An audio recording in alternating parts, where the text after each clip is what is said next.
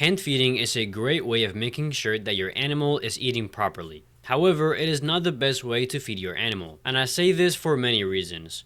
One, it takes a lot of time. If you have 50, 60, 70 geckos or a huge collection of 2, 3, 400 geckos, there is no way you're gonna be able to hand feed each one of your crested geckos every time they need to eat. Secondly, I haven't proven this out myself, but some people say that they could end up getting used to hand feeding and start to not eat by themselves. Now, as I've said, I haven't proven this out. I don't want to do anything that might risk the health of my animals, so I'm not gonna do this. However, I do have one example, which is the first crested gecko I ever had that unfortunately passed away because it was not eating anymore. So yes, crested geckos could starve themselves to death. Now, although this was not because I was hand feeding and it was because of a change of the diet, this does not mean that crested geckos can't starve themselves. A lot of people will say, nah, it's fine, crested geckos will never starve themselves. That's not true. Crested geckos do, in fact, starve themselves when they are not eating what they like. Some crested geckos are pickier than others. The fact that you're hesitant does not mean that other crested geckos will not starve themselves to death. And those are pretty much the cons. There's only a few cons. There's probably maybe one or two more that I'm not thinking of right now.